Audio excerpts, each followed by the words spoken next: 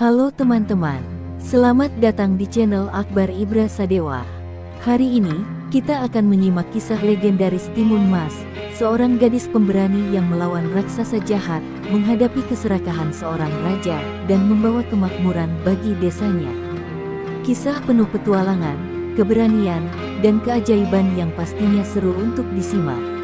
Tapi sebelum kita mulai, jangan lupa like, komen, dan subscribe channel ini, serta nyalakan lonceng notifikasi supaya kalian gak ketinggalan kisah menarik lainnya. Yuk, langsung saja kita mulai ceritanya. Malam itu, langit bersih tanpa awan, dan bulan purnama bersinar terang di atas desa kecil yang dikelilingi hutan lebat. Di sebuah gubuk sederhana di tepi hutan, seorang perempuan tua bernama Mbok Rondo duduk di depan rumahnya. Tatapan matanya menerawang jauh, penuh harapan dan kesedihan. Seumur hidupnya, ia mendambakan seorang anak, namun takdir berkata lain. Kesepian selalu menghantui hari-harinya, membuatnya sering berbicara sendiri dengan angin malam. Dalam kepasrahan, Mbok Rondo melangkah menuju sumur tua yang diyakini memiliki kekuatan mistis. Ia berlutut dan menangkupkan kedua tangannya, berdoa dengan penuh ketulusan. Dewa-dewa yang bersemayam di alam semesta, berilah aku seorang anak, walaupun aku sudah tua. Aku tidak peduli bagaimana caranya, asalkan aku bisa merasakan menjadi seorang ibu, bisiknya lirih. Suara jangkrik dan gemerisik daun menjadi satu-satunya jawaban yang ia terima. Tiba-tiba, angin malam berhembus kencang, membuat dedaunan berguguran. Dari dalam kegelapan, muncul sosok besar dengan mata merah menyala. Dialah Buto Ijo, raksasa hijau yang terkenal kejam dan ditakuti oleh penduduk desa. Suaranya menggelegar seperti guntur. Mbok Rondo, aku mendengar doamu, katanya. Aku bisa memberimu seorang anak, tetapi ada syaratnya. Ketakutan merayapi tubuh Mbok Rondo, tetapi keinginannya untuk memiliki anak lebih besar dari rasa takutnya. Dengan suara gemetar, ia bertanya, apa syaratnya, Buto Ijo? Raksasa itu menyeringai, memperlihatkan gigi-giginya yang tajam. Aku akan memberimu biji timun ajaib. Tanamlah, dan dari dalamnya akan lahir seorang bayi perempuan. Namun, saat ia beranjak dewasa, kau harus menyerahkannya padaku. Mbok Rondo terdiam, hatinya berperang antara harapan dan ketakutan. Namun, keinginan untuk memiliki anak mengalahkan segalanya. Dengan tangan gemetar, ia menerima biji timun yang bersinar kehijauan itu. Baiklah, aku berjanji, katanya dengan suara lirih. Senyum puas terlukis di wajah Buto Ijo sebelum ia menghilang dalam kabut malam. Malam itu, Mbok Rondo tak bisa tidur. Ia menatap biji timun di telapak tangannya, merasa ragu. Apakah aku telah melakukan kesalahan? Bisiknya. Namun, harapan memiliki seorang anak membuatnya yakin untuk tetap menanam biji itu. Sebelum fajar menyingsing, ia pergi ke kebunnya dan menanam biji timun tersebut di tanah yang subur, menyiraminya dengan penuh harapan. Hari demi hari berlalu, dan keajaiban pun terjadi. Pohon timun itu tumbuh dengan sangat cepat, lebih cepat dari tanaman manapun yang pernah ia tanam sebelumnya. Daunnya hijau segar, batangnya kokoh, dan dalam beberapa minggu, muncullah sebuah timun besar berwarna keemasan yang bersinar di bawah sinar matahari. Mbok Rondo takjub sekaligus cemas. Apakah ini benar-benar keajaiban atau awal dari sebuah kutukan? Pikirnya. Dengan hati-hati, ia memetik timun itu dan membawanya ke dalam rumah. Tangannya gemetar saat ia mulai membelahnya dengan pisau. Saat timun itu terbuka, matanya membelalak.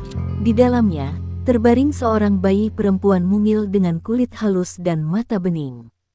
Tangis pertama bayi itu memenuhi ruangan, membawa kebahagiaan yang belum pernah dirasakan Mbok Rondo sebelumnya. Air mata haru mengalir di pipinya. Aku akan menamakanmu Timun Mas, katanya. Sambil menggendong bayi itu dengan penuh kasih sayang. Ia mencium keningnya dan berjanji dalam hati bahwa ia akan melindungi anak ini dengan seluruh hidupnya. Namun, jauh di dalam hatinya, sebuah ketakutan mulai mengusik pikirannya. Janji yang ia buat dengan Buto Ijo suatu hari akan menuntut bayarannya. Meskipun demikian, untuk malam itu, Mbok Rondo hanya ingin menikmati kebahagiaan yang telah lama ia rindukan. Ia memeluk Timun Mas erat-erat, seolah ingin melindunginya dari takdir yang telah digariskan. Malam itu, untuk pertama kalinya setelah sekian lama, ia tidur dengan damai, ditemani suara napas kecil bayi yang kini menjadi cahaya dalam hidupnya. Sejak malam ajaib itu, kehidupan Mbok Rondo berubah sepenuhnya. Ia kini bukan lagi seorang perempuan tua yang kesepian, melainkan seorang ibu yang memiliki seorang anak yang sangat ia cintai. Setiap pagi, ia bangun lebih awal untuk memasak bubur hangat, lalu menggendong Timun Mas dan menyanyikan lagu-lagu pengantar tidur. Meski Timun Mas bukanlah anak yang lahir seperti manusia pada umumnya, Mbok Rondo tetap merawatnya dengan penuh kasih sayang, seolah anak itu adalah anugerah paling berharga dalam hidupnya. Hari demi hari, Timun Mas tumbuh menjadi bayi yang sehat dan ceria. Kulitnya halus dan berwarna keemasan seperti sinar mentari pagi. Matanya yang jernih selalu memancarkan keceriaan, membuat hati Mbok Rondo penuh dengan kebahagiaan. Tak ada satupun penduduk desa yang mengetahui asal-usul Timun Mas, karena Mbok Rondo merahasiakan semuanya. Ia takut jika orang-orang mengetahui bahwa anak itu berasal dari janji yang dibuatnya dengan buto ijo, mereka akan menganggapnya sebagai kutukan, bukan berkah. Seiring berjalannya waktu, Timun Mas mulai belajar berjalan dan berbicara. Suaranya yang lembut selalu memenuhi rumah kecil mereka dengan canda tawa. Mbok Rondo merasa kehidupannya jauh lebih berwarna dibandingkan sebelumnya. Setiap sore, mereka berjalan-jalan di sekitar sawah, mengumpulkan bunga liar, dan bermain air di sungai kecil yang jernih. Timun Mas tumbuh dengan penuh rasa ingin tahu, selalu bertanya tentang dunia di sekitarnya, dan Mbok Rondo dengan sabar menjawab semua pertanyaannya. Namun, di balik kebahagiaan itu, Mbok Rondo selalu dihantui ketakutan. Ia tahu bahwa buto ijo pasti akan datang menagih janjinya suatu hari nanti. Setiap kali melihat Timun Mas tertidur pulas di pangkuannya, hatinya terasa perih.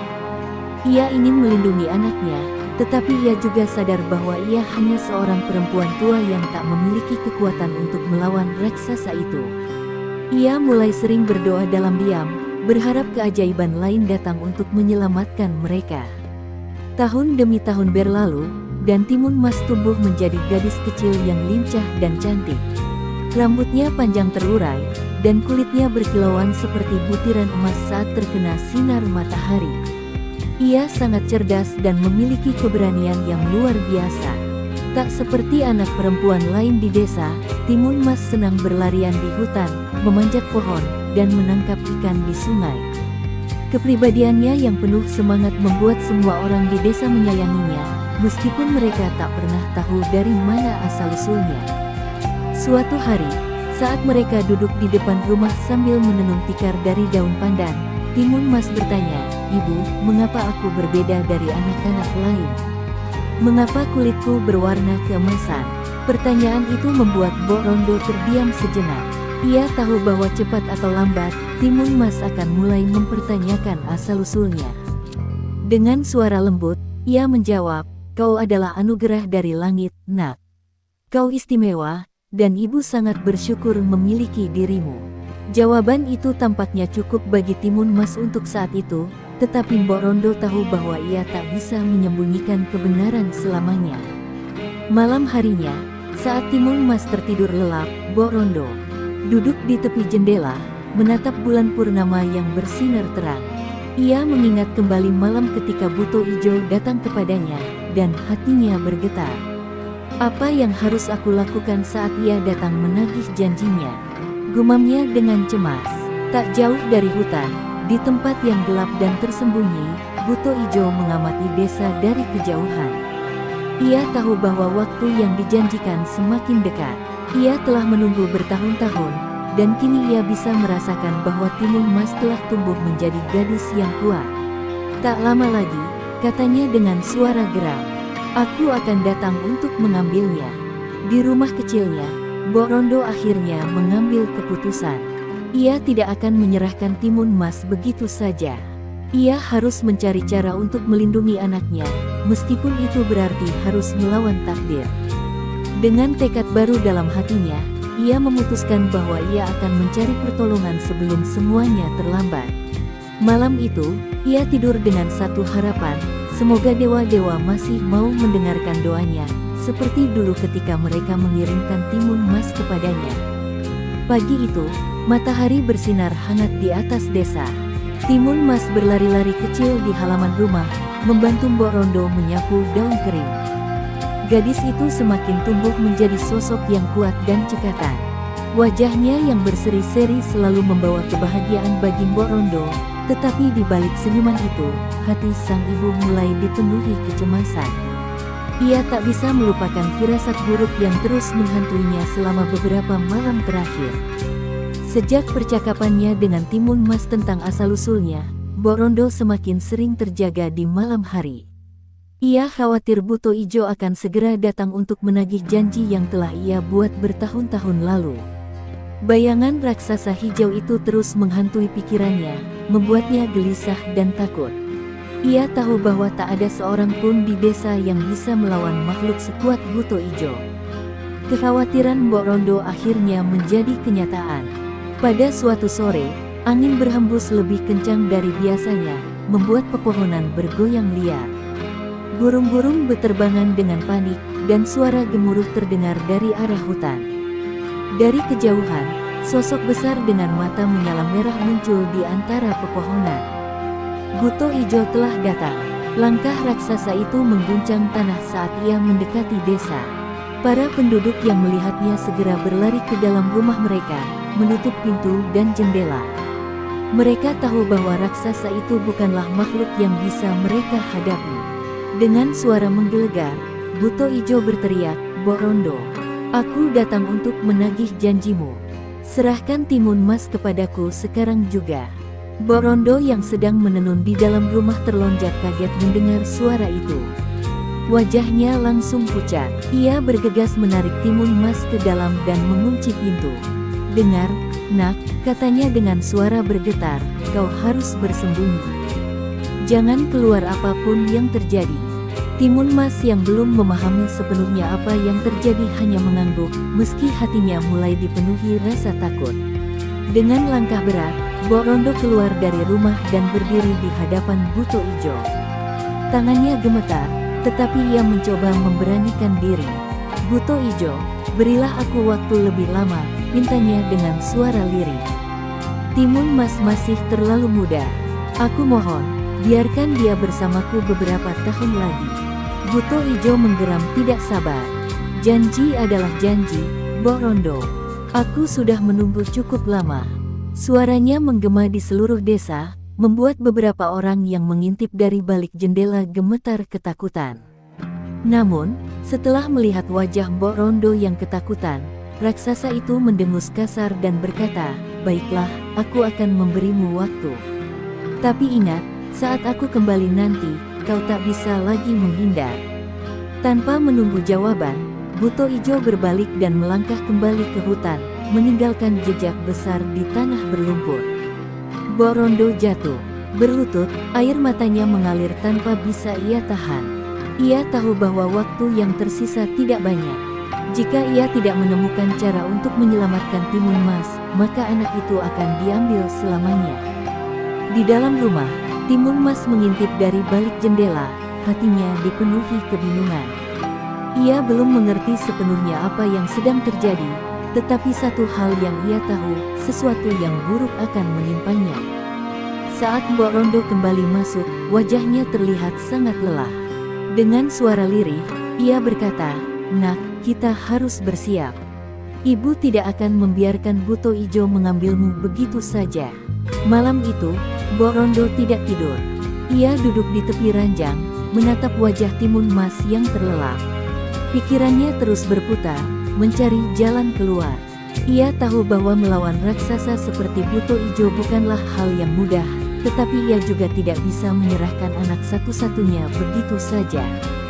Dengan hati yang semakin mantap, ia memutuskan bahwa esok pagi, ia akan mencari pertolongan. Pagi masih diselimuti embun ketika Mbok Rondo menggenggam tangan Timun Mas dan mengajaknya berjalan ke dalam hutan.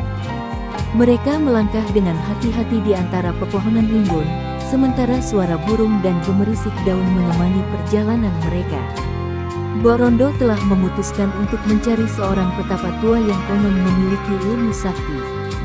Hanya dengan pertolongan orang bijak itu, ia berharap dapat menemukan cara untuk menyelamatkan Timun Mas dari cengkeraman Buto Ijo. Setelah berjalan cukup jauh, mereka tiba di sebuah gubuk sederhana yang tersembunyi di tengah hutan. Seorang lelaki tua berjanggut putih panjang duduk bersila di depan gubuk, matanya tertutup seakan ia sudah mengetahui kedatangan mereka. "Aku telah menunggumu, Mbok Rondo," katanya dengan suara dalam. Mbok Rondo tersentak. Ia belum sempat mengucapkan apapun, tetapi petapa itu sudah mengetahui maksud kedatangannya. Dengan penuh harap, Mbok Rondo berlutut dan berkata, "Kakang Resi, aku datang untuk meminta pertolonganmu. Raksasa Buto Ijo akan datang untuk mengambil anakku. Aku tak bisa membiarkan itu terjadi." Suaranya bergetar, dan air mata hampir jatuh dari matanya. Timun Mas, yang berdiri di sampingnya, menggenggam tangan ibunya erat-erat. Petapa tua itu membuka matanya perlahan dan menatap Timun Mas dengan penuh kebijaksanaan. "Anak ini bukan anak biasa," katanya. "Ia memiliki kekuatan yang belum ia sadari. Namun, untuk menghadapi Buto Ijo, ia membutuhkan bantuan." Petapa itu lalu meraih kantong kain tua di sisinya dan mengeluarkan 4 benda kecil, biji mentimun, jarum, garam, dan terasi yang dibungkus daun. "Ambillah benda-benda ini, Timun Mas," katanya sambil menyerahkannya kepada gadis itu. "Ketika Buto Ijo mengejarmu, lemparkan satu persatu benda ini ke tanah. Mereka akan membantumu melarikan diri." Timun Mas menerima benda-benda itu dengan hati-hati, matanya penuh rasa ingin tahu. Ia belum sepenuhnya mengerti bagaimana benda-benda ini bisa menolongnya, tetapi ia percaya pada kata-kata petapa itu. Mbok Rondo memegang benda-benda itu dengan hati-hati, merasa sedikit lega. "Terima kasih, Kakang Resi. Aku akan menjaga Timun Mas sebaik mungkin," katanya dengan suara bergetar. Petapa tua itu tersenyum tipis. "Kalian harus bersiap. Buto Ijo tidak akan menunggu lama. Ketika saatnya tiba, jangan ragu untuk menggunakan benda-benda ini." Setelah berpamitan, Mbok Rondo dan Timun Mas kembali ke rumah dengan hati yang sedikit lebih tenang. Malam itu, Mbok Rondo mengajari Timun Mas bagaimana cara menggunakan benda-benda ajaib tersebut. "Dengar baik-baik, Nak," katanya lembut. "Ketika Buto Ijo mengejarmu, kau harus tetap berlari. Lemparkan benda ini satu persatu, dan jangan menoleh ke belakang." Timun Mas mengangguk, menyerap setiap kata yang diucapkan ibunya. Namun, meski mereka telah bersiap, ketakutan tetap menghantui hati Mbok Rondo. Ia tahu bahwa meskipun Timun Mas memiliki benda-benda ajaib ini, pertarungan melawan Buto Ijo bukanlah hal yang mudah. Ia berdoa sepanjang malam, berharap dewa-dewa akan melindungi anaknya dari bahaya yang akan datang. Di tempat lain, di dalam gua gelap yang tersembunyi di hutan, Buto Ijo sedang bersiap. Ia telah bersabar selama bertahun-tahun, dan kini waktunya hampir tiba. "Besok malam, aku akan mengambil Timun Mas," gumamnya dengan suara menggelegar. "Tak ada yang bisa menghalangiku."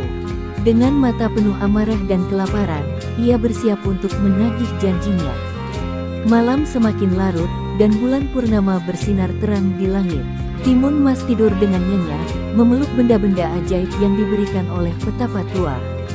Sementara itu, Mbok Rondo duduk di tepi ranjang, mengelus rambut anaknya dengan penuh kasih sayang. Ia tahu bahwa esok akan menjadi hari yang menentukan, hari di mana ia harus merelakan Timun Mas pergi demi menyelamatkan nyawanya.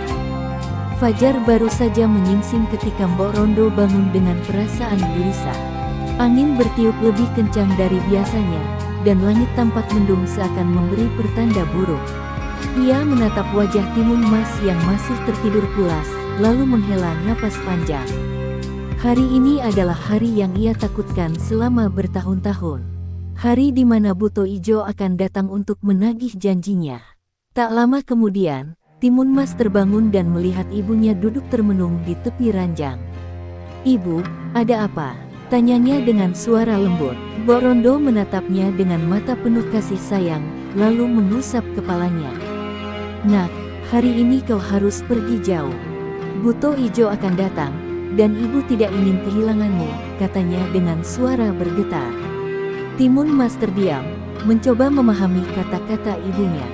Sejak semalam, ia telah diberitahu tentang benda-benda ajaib yang bisa menolongnya, tetapi ia belum sepenuhnya menyadari betapa seriusnya situasi ini. Aku harus lari, Bu, tanyanya lirih. Borondo mengangguk, lalu menggenggam tangannya erat. Ibu percaya kau bisa selamat, Nak. Gunakan benda-benda itu dengan bijak, dan jangan pernah menoleh ke belakang, pesannya. Tiba-tiba, suara gemuruh terdengar dari kejauhan. Tanah bergetar hebat seiring dengan langkah kaki raksasa yang mendekat. Burung-burung beterbangan, dan angin bertiup semakin kencang. Buto Ijo telah tiba. Dengan suara menggelegar, ia berteriak, Borondo, aku datang untuk mengambil timun mas. Serahkan dia sekarang juga. Borondo berdiri di depan rumah, menghadapi raksasa itu dengan segenap keberaniannya. Buto Ijo, kasihanilah aku. Timun mas masih terlalu muda. Berilah kami waktu lebih lama, pintanya dengan suara memohon. Namun, Buto Ijo hanya tertawa keras. Aku sudah menunggu cukup lama.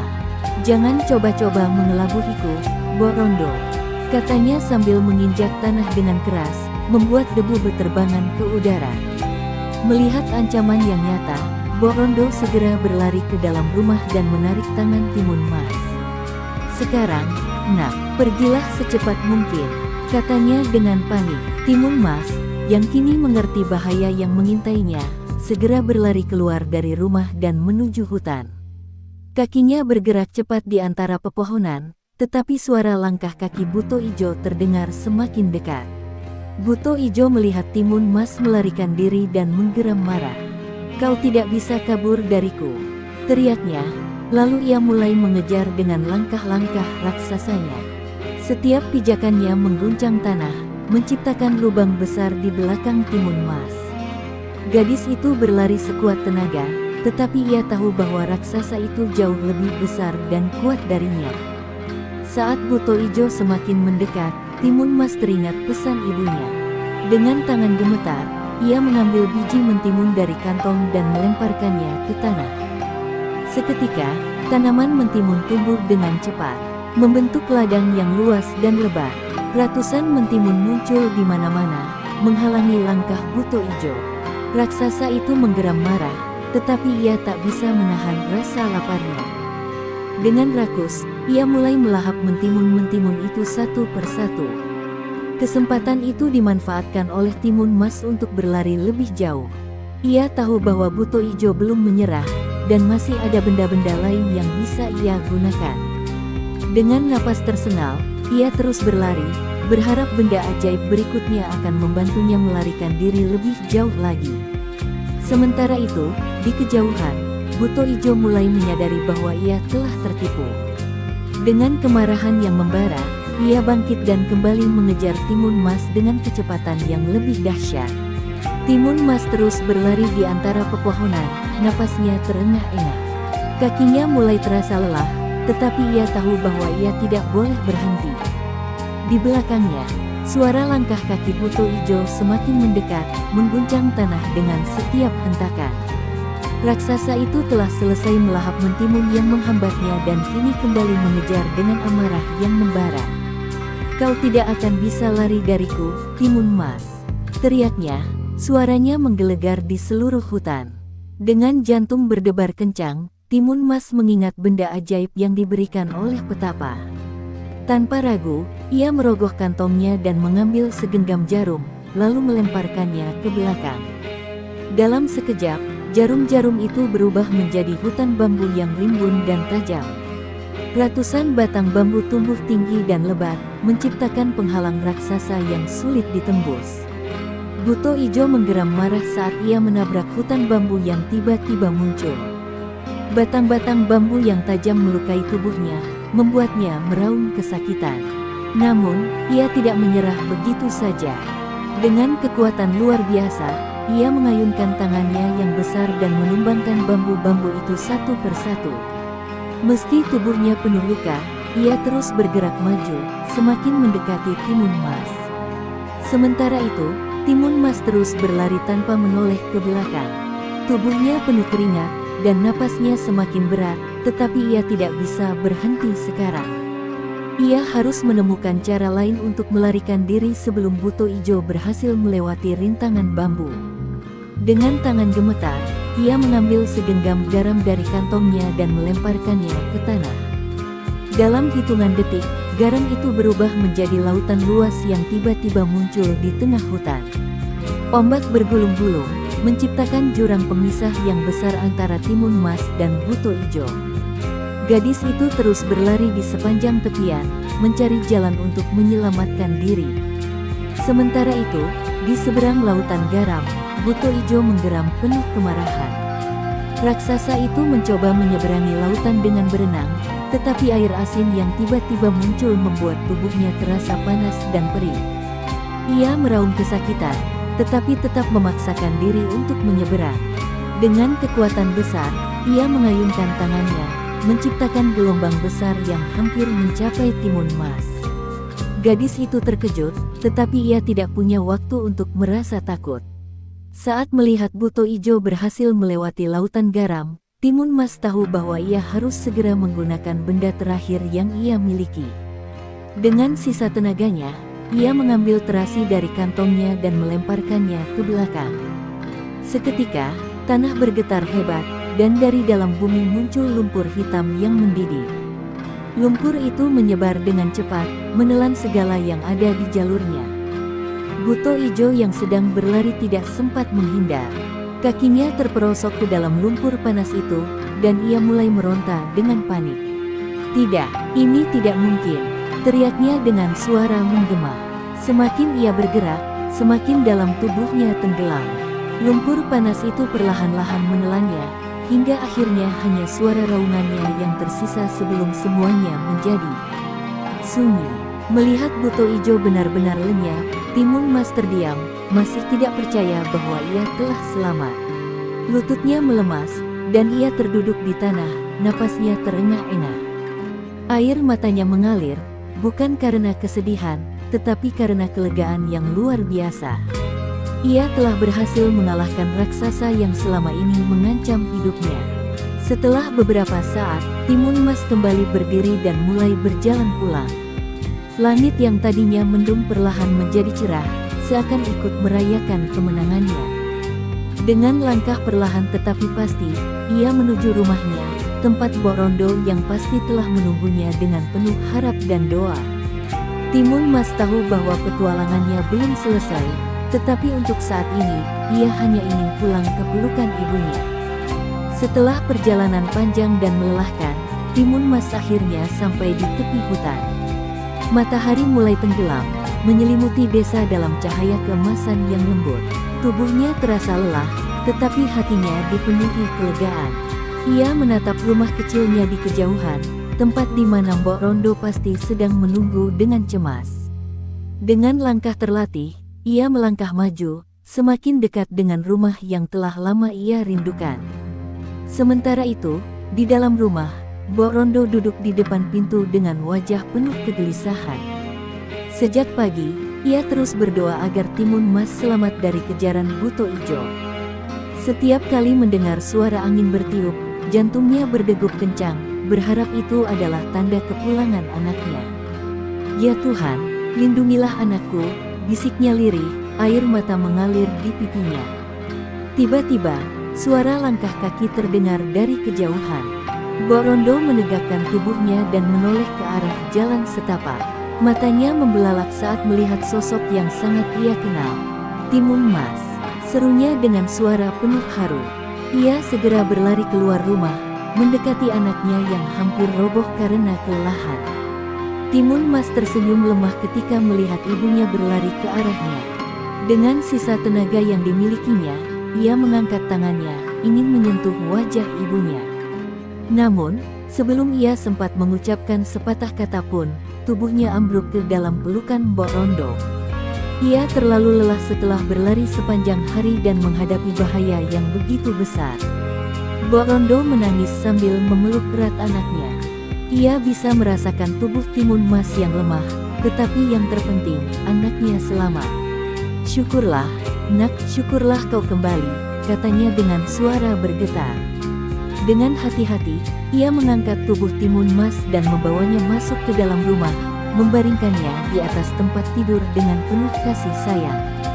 Malam itu, Timun Mas tertidur pulas, sementara Mbok Rondo duduk di sampingnya, tak henti-hentinya bersyukur. Ia mengusap rambut anaknya dengan lembut, menyadari betapa kuat dan beraninya Timun Mas dalam menghadapi cobaan yang begitu besar. Ia tak bisa membayangkan apa yang telah dilalui anaknya, tetapi yang ia tahu, Timun Mas telah tumbuh menjadi gadis yang luar biasa. Keesokan paginya, Timun Mas terbangun dengan tubuh yang terasa lebih ringan. Ia melihat ibunya tertidur di sampingnya, masih menggenggam tangannya erat-erat. Perlahan, ia bangkit dan menatap keluar jendela. Matahari bersinar cerah, menerangi desa yang kembali damai. Tidak ada lagi ancaman buto ijo, tidak ada lagi ketakutan yang menghantui hidupnya. Saat Mbok Rondo terbangun, ia tersenyum melihat Timun Mas sudah duduk di tepi tempat tidur. "Bagaimana perasaanmu, nak?" tanyanya lembut. Timun Mas mengangguk pelan. "Aku baik-baik saja, Bu. Aku masih tidak percaya. Buto Ijo benar-benar telah lenyap," jawabnya. Mbok Rondo menghela napas lega, lalu memeluk anaknya erat-erat. Hari itu, kabar kepulangan Timun Mas menyebar ke seluruh desa. Para tetangga berdatangan untuk melihatnya dan mendengar kisahnya melawan Buto Ijo. Mereka semua merasa kagum dan bersyukur karena desa mereka kini terbebas dari ancaman raksasa yang menakutkan itu. Timun Mas tersenyum, merasa bangga bahwa ia telah berhasil melindungi dirinya sendiri dan orang-orang yang ia cintai. Namun, meskipun Buto Ijo telah tiada, Timun Mas tahu bahwa perjalanan hidupnya masih panjang. Ia telah belajar banyak hal dari pengalaman ini, tentang keberanian, ketekunan, dan pentingnya cinta serta perlindungan seorang ibu. Dengan hati yang penuh semangat, ia bersumpah bahwa ia akan menjalani hidupnya dengan baik, menghargai setiap momen yang diberikan kepadanya. Hari-hari berlalu dengan damai setelah kepulangan Timun Mas. Desa yang dulu dipenuhi ketakutan akan Buto Ijo kini kembali tenteram. Para warga mulai kembali ke rutinitas mereka, bercocok tanam di sawah, beternak, dan berdagang di pasar. Namun, ada satu hal yang berubah, mereka semua kini lebih menghormati dan mengagumi Timun Mas. Gadis itu bukan hanya selamat dari kejaran raksasa, tetapi juga berhasil menyingkirkan ancaman yang telah menghantui desa selama bertahun-tahun. Di rumah kecilnya, Timun Mas membantu Mbok Rondo seperti biasa. Setiap pagi, mereka menyapu halaman, menyiram tanaman, dan memasak bersama. Meski hidup mereka sederhana, kedamaian yang mereka rasakan kini lebih berharga dari apapun. Timun Mas merasa bahagia bisa menghabiskan waktu dengan ibunya tanpa rasa takut atau bayangan kelam dari masa lalu. Namun, meski Buto Ijo telah lenyap, Timun Mas masih sering teringat pada perjalanannya. Setiap kali melewati hutan, ia teringat saat-saat menegangkan ketika ia harus berlari menyelamatkan diri. Ia juga selalu mengingat betapa tua yang telah menolongnya. Dalam hatinya, ia merasa berutang budi kepada lelaki bijak itu. Suatu hari, ia memutuskan untuk kembali ke hutan dan mengunjungi gubuk sang petapa. Saat tiba di sana, ia melihat petapa tua itu sedang duduk di depan gubuknya, seolah sudah menunggunya. "Aku tahu kau akan datang, Timun Mas," katanya dengan senyum bijak. Timun Mas segera berlutut hormat. "Kakek, aku datang untuk mengucapkan terima kasih. Tanpa benda-benda yang kau berikan, aku pasti tidak akan selamat," katanya dengan tulus. Petapa itu mengangguk pelan. "Kau telah menggunakan benda-benda itu dengan bijak, tetapi yang paling penting adalah keberanian dan ketekunanmu sendiri. Kau yang telah menentukan takdirmu, bukan hanya benda ajaib itu," katanya. Timun Mas tersenyum, merasa bangga atas apa yang telah ia lakukan. Ia kini mengerti bahwa keberanian dan kecerdikan lebih berharga daripada sekadar kekuatan. Sebelum pergi, petapa itu memberikan Timun Mas sebuah biji kecil berwarna emas. Tanamlah ini di pekarangan rumahmu. Suatu hari nanti, biji ini akan membawa berkah untukmu dan desamu, katanya. Timun Mas menerima biji itu dengan penuh rasa ingin tahu. Setelah berpamitan, ia kembali ke rumah dan menceritakan semuanya kepada Mbok Rondo. Dengan hati-hati, mereka menanam biji emas itu di halaman rumah mereka. Setiap hari, mereka menyiraminya dan merawatnya dengan penuh kasih sayang. Beberapa minggu kemudian, tunas kecil mulai muncul dari tanah, tumbuh menjadi pohon yang semakin besar setiap harinya. Para warga desa mulai penasaran dan bertanya-tanya, pohon apakah yang sedang mereka tanam. Suatu pagi, saat matahari bersinar cerah, pohon itu mulai berbuah. Namun, bukan buah biasa yang tumbuh di dahan-dahannya, melainkan buah emas yang berkilauan. Para warga desa terkejut dan kagum melihatnya. Timun Mas dan Mbok Rondo pun takjub dengan keajaiban ini. Mereka sadar bahwa ini adalah berkah yang diberikan oleh petapa tua sebagai hadiah atas perjuangan mereka. Berita tentang pohon emas itu menyebar ke seluruh desa dan bahkan ke desa-desa tetangga. Orang-orang datang untuk melihat keajaiban itu, dan Timun Mas membagikan sebagian buah emas kepada mereka yang membutuhkan. Dengan hasil dari buah emas tersebut, kehidupan di desa semakin makmur. Sawah menjadi lebih subur, pasar semakin ramai, dan tidak ada lagi yang kekurangan makanan. Timun Mas menyadari bahwa perjalanan hidupnya belum berakhir. Namun, ia tahu satu hal yang pasti, ia telah melewati rintangan terbesar dalam hidupnya dan kini memiliki kesempatan untuk menjalani kehidupan yang lebih baik bersama Mbok Rondo dan seluruh warga desa. Masa depan yang dulu terasa gelap kini bersinar terang, penuh harapan dan kebahagiaan. Kehidupan di desa semakin makmur setelah pohon emas tumbuh di pekarangan rumah Timun Mas. Buah emas yang dihasilkan tidak hanya mencukupi kebutuhan mereka, tetapi juga membantu warga desa yang membutuhkan. Desa yang dulu sederhana kini berubah menjadi tempat yang lebih sejahtera, penuh dengan kebahagiaan dan rasa syukur. Namun, di balik semua itu, kabar tentang pohon emas telah menyebar jauh hingga ke telinga seorang raja tamak yang berkuasa di kerajaan tetangga.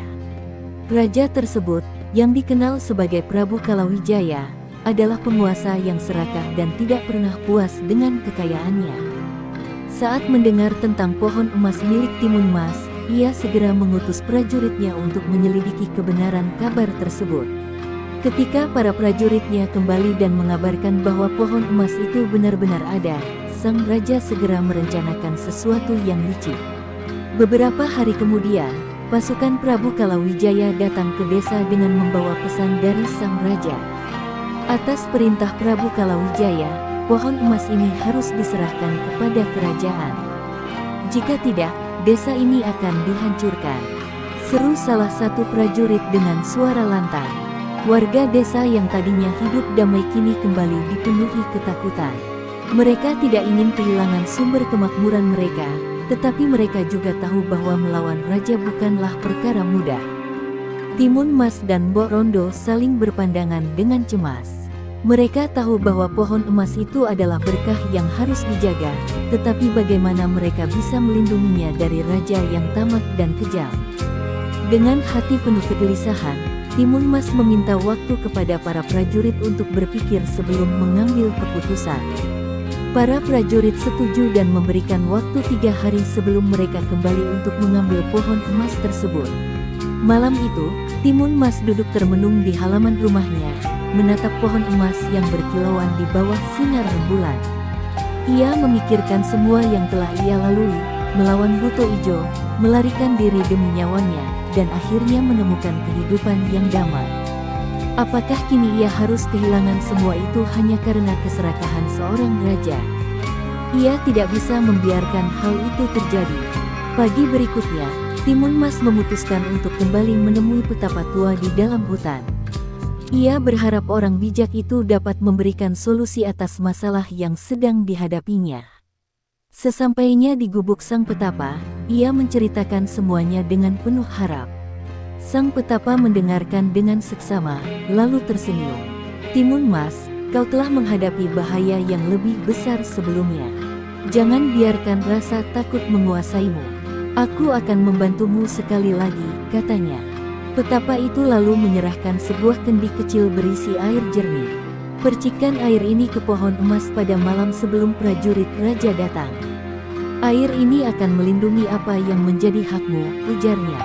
Timun Mas menerima kendi itu dengan rasa syukur, lalu segera kembali ke desa dengan harapan baru. Ia yakin bahwa ia bisa melindungi pohon emasnya tanpa harus menyerah kepada Prabu Kalawijaya.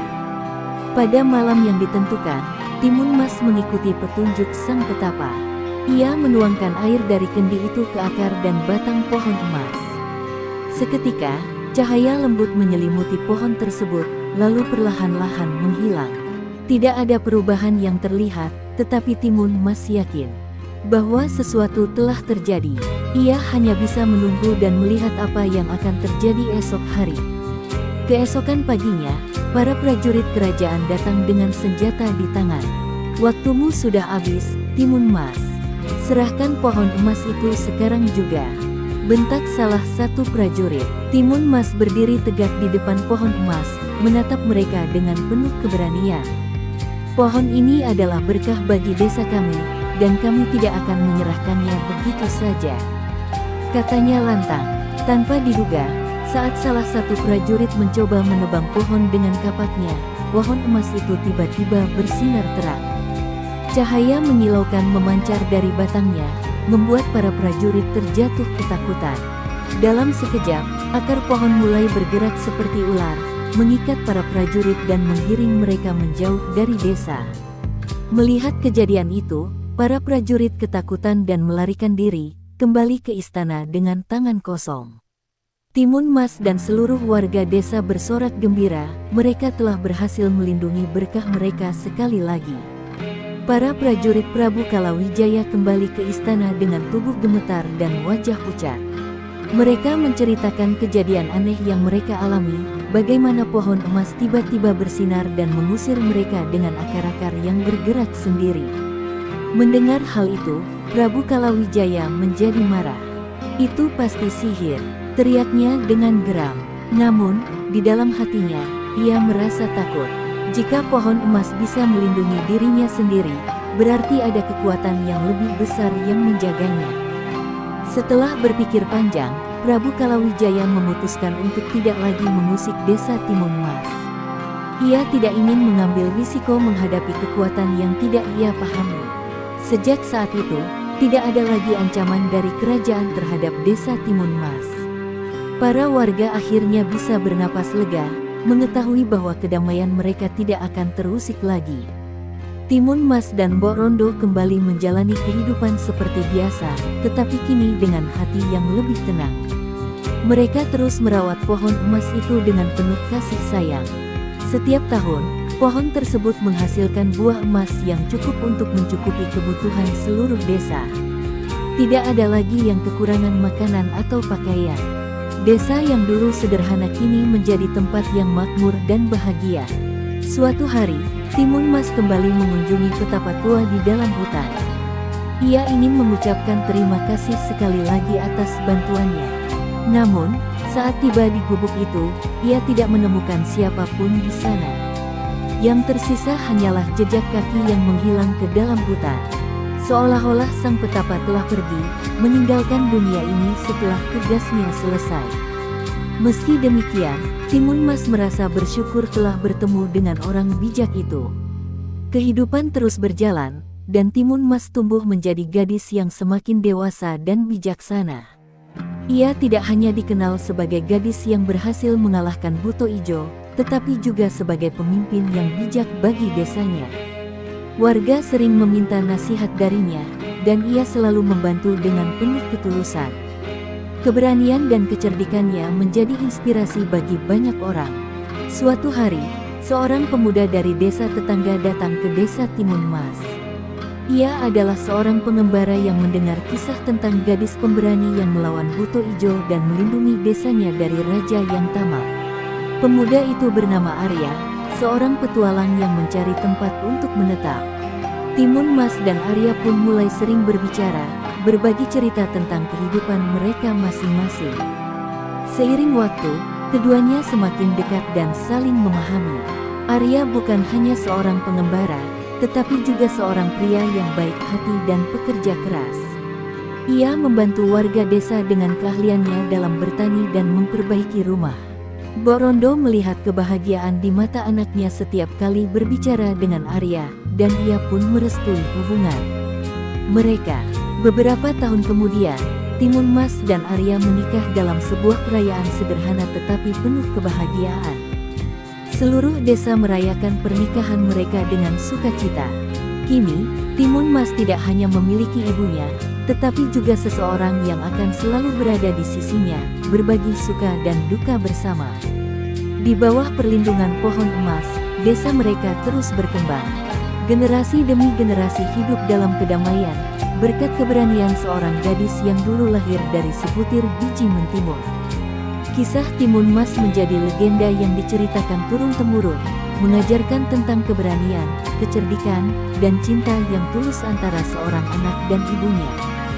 Dan demikian, kehidupan Timun Mas berjalan dengan bahagia, dikelilingi oleh orang-orang yang mencintainya.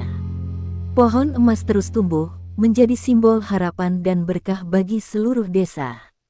Tidak ada lagi ancaman, tidak ada lagi ketakutan, hanya kedamaian yang abadi. Wah, itulah kisah luar biasa tentang Timun Mas. Sebuah cerita penuh keberanian, keajaiban, dan cinta kasih yang menginspirasi kita semua.